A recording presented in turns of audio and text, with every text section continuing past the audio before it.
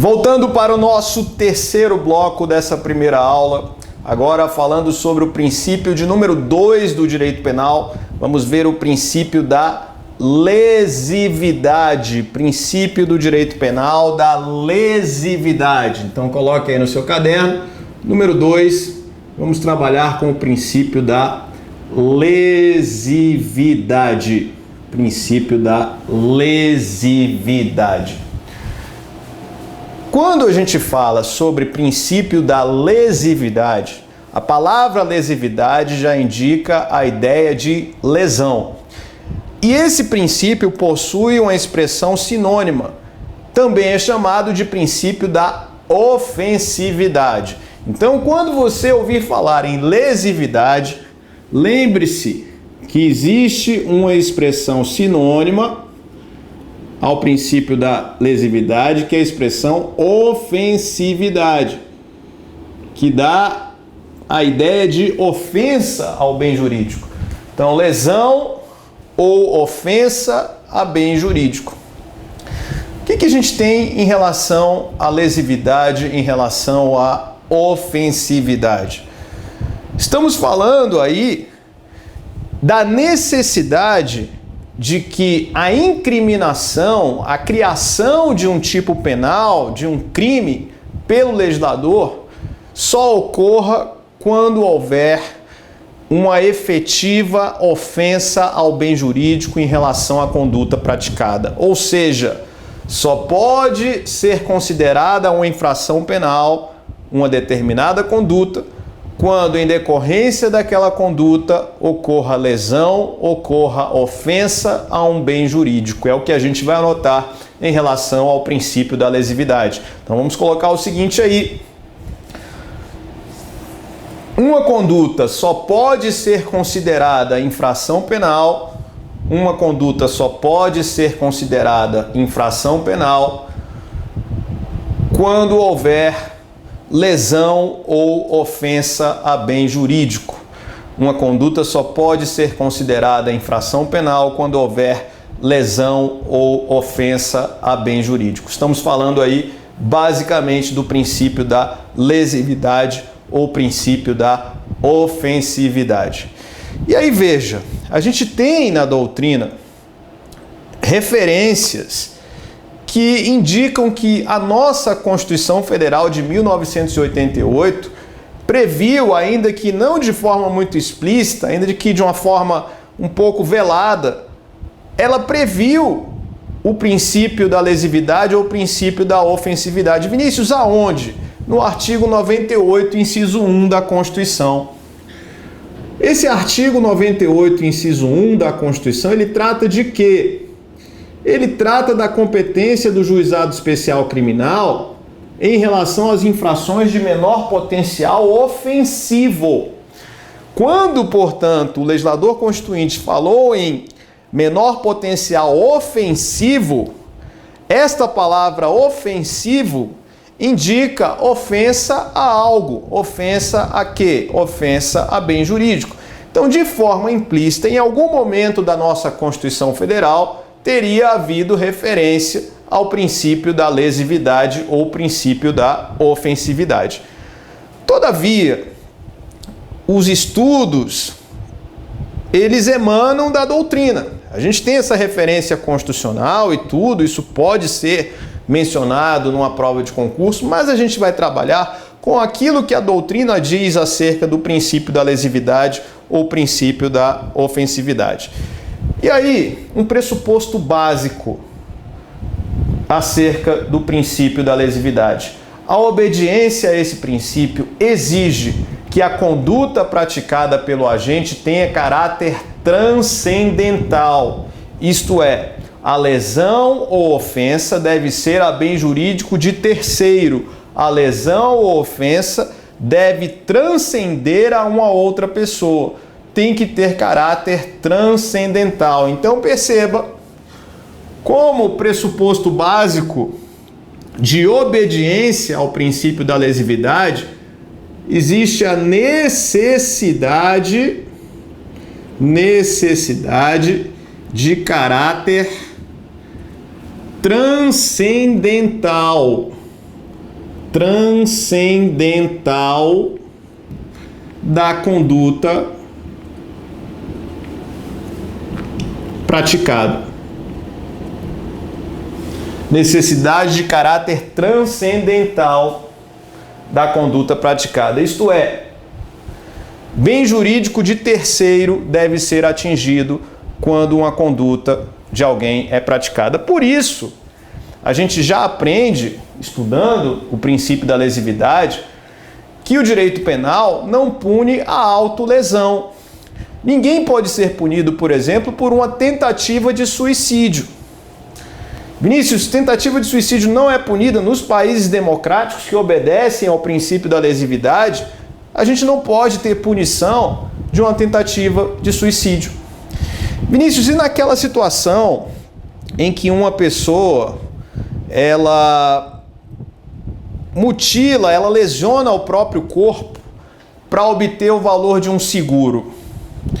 A gente não teria aí, com essa pessoa respondendo por um crime, obviamente, ela lesiona o próprio corpo para obtenção de um valor patrimonial referente a um seguro que ela fez acerca daquela parte do corpo? Será que aí a gente não teria uma punição da autolesão pelo direito penal? A resposta é negativa.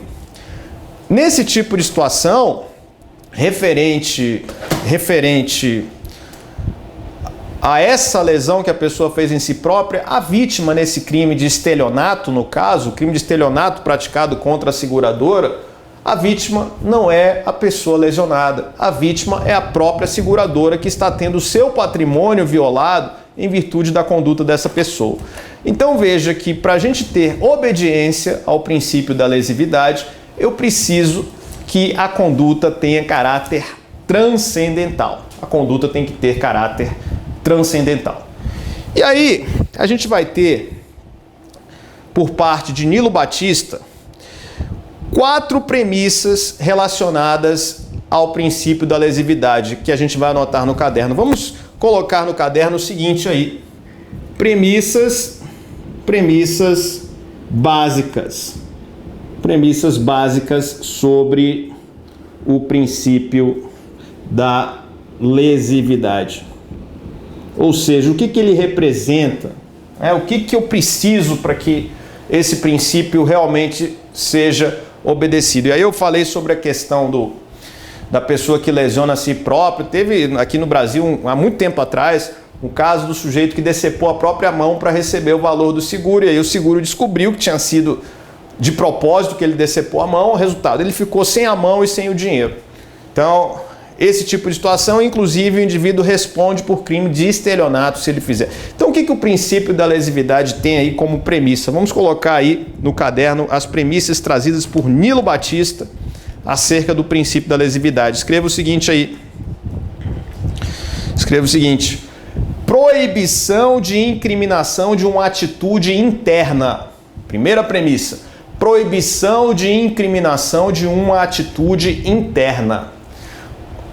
Ou seja, eu não posso criminalizar pensamentos, eu não posso criminalizar algo de errado que esteja passando pela minha mente, eu não posso criminalizar meras cogitações da prática de crime. É a primeira premissa básica da lesividade: proibição de incriminação de atitudes internas, proibição de cogitações. Olha que legal isso. Então, se eu estou apenas pensando em algo, isso não é suficiente num direito penal democrático para que haja incidência de uma norma penal, para que eu puna essa pessoa por isso. Inclusive, andou caindo em prova de delegado de polícia o que é o direito penal da perversão. Na verdade, o direito de perversão. Então, vamos colocar aqui, direito de perversão. O que é isso? O que é esse direito de perversão? O direito de perversão é o direito de pensar em cometer um crime, mas não fazer. É o direito de cogitar o cometimento do crime. Isso caiu em prova, está caindo direto essas expressões estranhas. Direito da perversão é o direito de pensar, direito de cogitar. É o direito de ser mal no pensamento, desde que você não externize essa conduta, não exteriorize esta conduta. Então, estamos falando aí do princípio da lesividade. O direito penal não pune cogitações, o direito penal não pune cogitações. E, inclusive, a regra é que o direito penal não puna atos preparatórios, é o que a gente vai falar agora. Segunda premissa do princípio da lesividade: proibição da incriminação de conduta que não exceda o âmbito do próprio autor. Proibição da incriminação de conduta que não exceda o âmbito do próprio autor. Ou seja, é a partir daí que a gente tira a ideia de que atos preparatórios não podem ser punidos, em regra, pelo direito penal. Porque atos preparatórios, a princípio, constituem condutas, mas que não excedem o âmbito do próprio autor. Então, se algo foi apenas preparado, mas não chegou a atingir terceira pessoa, não há por que, a priori, o direito penal incidir. É o que a gente tem quando a gente fala do princípio da lesividade. Então, a priori, o direito penal não se mete em atos preparatórios, porque atos preparatórios são condutas, a princípio, que não transcenderam a terceiros, não se externaram de modo a atingir bens jurídicos de terceiros. Transcenderam, palavra difícil de dizer. Condutas que não transcenderam a terceiros, a priori, não serão punidas, ficarão como atos preparatórios enquanto não houver essa transcendência. Legal, isso aí, ok, beleza, só que a gente tem que trabalhar com as exceções. Temos que trabalhar com as exceções. A gente sabe, por exemplo, que em relação ao delito de associação criminosa, a doutrina vai se referir a ele como a exceção a essa premissa que você colocou no caderno. Na associação criminosa, existe a associação para a prática de crimes que constitui ato preparatório e há punição pelo direito penal, ainda que nenhum crime tenha sido efetivamente praticado. Existe aí punição de atos preparatórios? Sem dúvida que existe.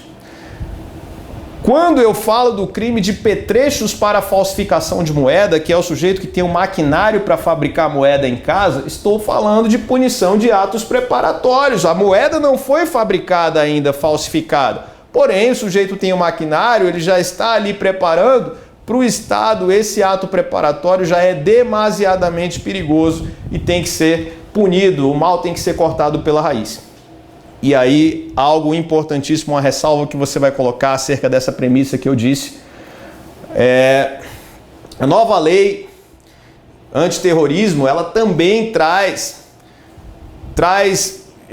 expressamente a punição de atos preparatórios. Então, a gente tem aí, no Código Penal, na lei antiterrorismo, algumas exceções que estão no nosso ordenamento jurídico prevendo possibilidade de punição de atos preparatórios. E olha só, mais uma premissa do princípio da lesividade. Coloque aí mais uma premissa do princípio da lesividade.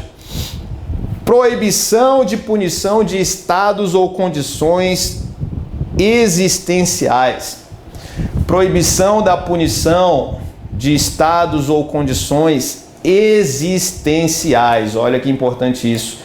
Proibição de incriminação de condições ou estados existenciais. Ministro, o que seria isso? Eu não posso incriminar, eu não posso punir alguém por ser alguma coisa, por ter nascido num lugar, por ser da forma que ela é, se ela não pratica uma conduta que cause prejuízo para terceiros. Vinícius, então, que exemplo você pode me dar? Olha só que importante isso aí que eu vou falar agora. A homossexualidade, o homossexualismo, ainda é tido como crime em alguns países do mundo. Sudão, Tanzânia, Catar, com penas rigorosas, com países aplicando prisão perpétua, pena de chicotada, no caso de relacionamento de pessoas do mesmo sexo.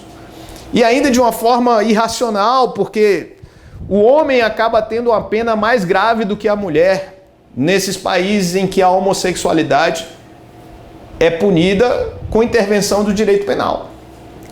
Então, que absurdo, a condição existencial de uma pessoa de ser homossexual sofre interferência do direito penal com clara violação ao princípio da lesividade, a punição de um estado existencial. Outra coisa também absurda nesse sentido seria punir alguém por causa do lugar onde essa pessoa nasceu. Ou seja, um mero estado pessoal, um estado existencial tratado pelo direito penal como algo reprovável. Então, o princípio da lesividade existe para evitar que estas aberrações, estas arbitrariedades ocorram. E isso ainda ocorre em países autoritários. Nos países democráticos é que a gente supõe, espera que esse tipo de coisa não aconteça. Vamos colocar aí a quarta premissa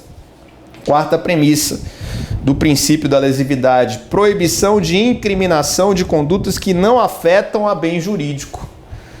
Proibição de incriminação de condutas que não afetam a bem jurídico. E aí veja, essa ideia de bem jurídico deve estar muito bem delineada, porque o bem jurídico, para que a gente tenha essa possibilidade de afetação, de ofensa, primeiro, tem que ser um bem relevante para o direito, tutelado pelo direito, e ainda tem que haver essa transcendentalidade da conduta. A violação a bem jurídico próprio, você já aprendeu, ela não tem a priori qualquer relevância para o direito penal. Então, a quarta premissa, a conduta, ela precisa violar um bem jurídico para que seja incriminada, ou seja, o princípio da lesividade ele vem exatamente para proibir a incriminação de condutas que não afetem a bem jurídico. Legal isso? Então a gente tem esse tipo de situação. E aí agora a gente vai entrar numa questão polêmica. Vamos falar do artigo 28 da Lei de Drogas, o porte de drogas para consumo pessoal. Vamos colocar aí no caderno o seguinte: artigo 28 da Lei 11.343 de 2006. Porte de drogas para consumo pessoal. Vamos colocar aí o seguinte no caderno, coloque aí o seguinte no seu caderno: o porte de drogas para consumo pessoal. O porte de drogas para consumo pessoal, previsto como crime, constitui violação ao princípio da lesividade? O porte de drogas para consumo pessoal, previsto como crime, constitui violação ao princípio da lesividade? Essa é uma pergunta importante e que, a depender do tipo de concurso, a depender da carreira que você queira integrar, você vai ter que dar uma resposta diferente para isso aí. O porte de drogas para consumo pessoal constitui violação ao princípio da lesividade? A incriminação dessa conduta viola o princípio da lesividade? E aí o que a gente vai ter como corrente tradicional que você vai responder aí em prova de magistratura, Ministério Público, nas provas de forma geral? Vai responder que não há violação ao princípio da lesividade, pois neste caso o bem jurídico é a saúde pública. E aí, sendo a saúde pública o bem jurídico, esta conduta implicaria numa conduta com caráter transcendental, já que outras pessoas estariam potencialmente ameaçadas pela conduta praticada. Por quê? Porque o usuário seria um potencial traficante. Aquele que usa, além de alimentar o tráfico, teria potencialmente a capacidade de se transformar num traficante e, com isso, a saúde pública estaria ameaçada. Essa é uma doutrina tradicional, uma corrente tradicional, inclusive a corrente adotada pelos tribunais superiores, de que não há qualquer violação ao princípio da lesividade quando falamos sobre o artigo 28 da Lei de Drogas, porte de drogas para consumo pessoal.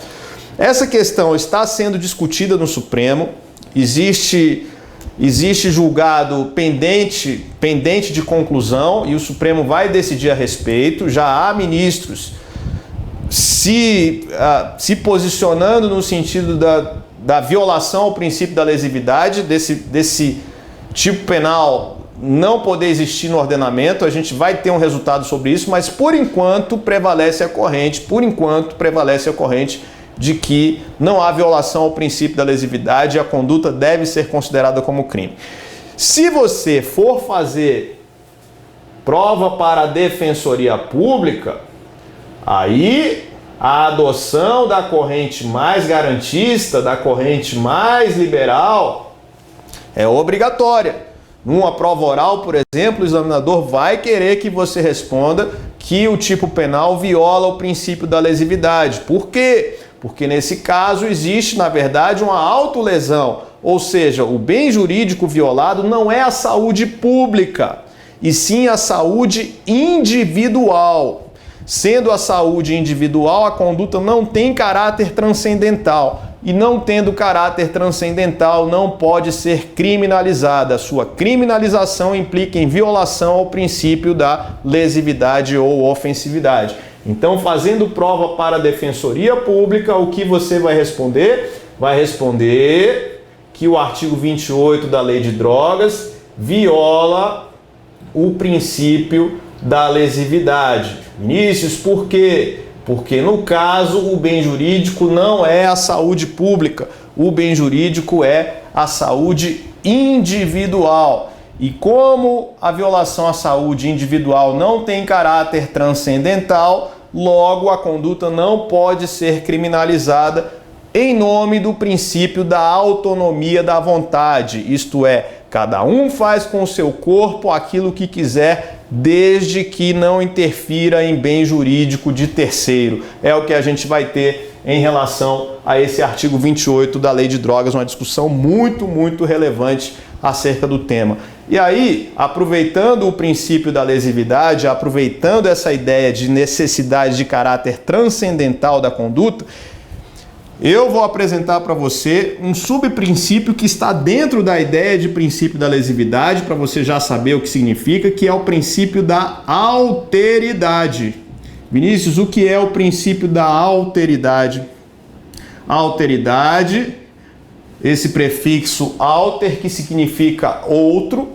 O princípio da alteridade é exatamente essa premissa do princípio da lesividade, que indica a necessidade de caráter transcendental da conduta. Então, quando você ouvir falar numa prova do denominado princípio da alteridade, o que você vai colocar? Alteridade, lembre-se do prefixo outro. Necessidade de caráter transcendental. De caráter transcendental da conduta. Necessidade de caráter transcendental da conduta. Legal isso aí? Fácil, tranquilo. Então estamos falando sobre o princípio da lesividade. Preciso que bem jurídico seja violado. Preciso que bem jurídico de terceiro seja violado. Desta forma, tenho obediência ao princípio da lesividade. Não posso punir cogitações. Não posso, em regra, punir atos preparatórios. Não posso punir estados ou condições existenciais. Não posso punir atitudes internas, como eu já disse, meras cogitações.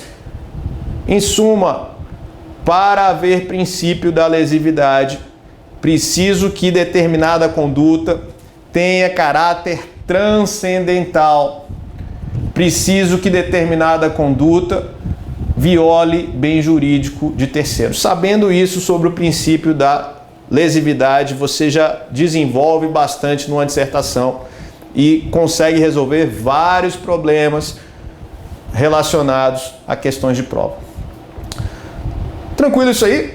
Então a gente falou do princípio da lesividade, falamos aí desse segundo princípio do direito penal que despenca em prova de concurso, e a gente vai continuar falando mais sobre princípios do direito penal, e agora a gente vai, no próximo bloco, tratar de um dos princípios mais relevantes do direito penal e, sem dúvida alguma, o princípio que mais cai em prova de concurso. No próximo bloco a gente vê o princípio da insignificância. Então até o nosso próximo bloco.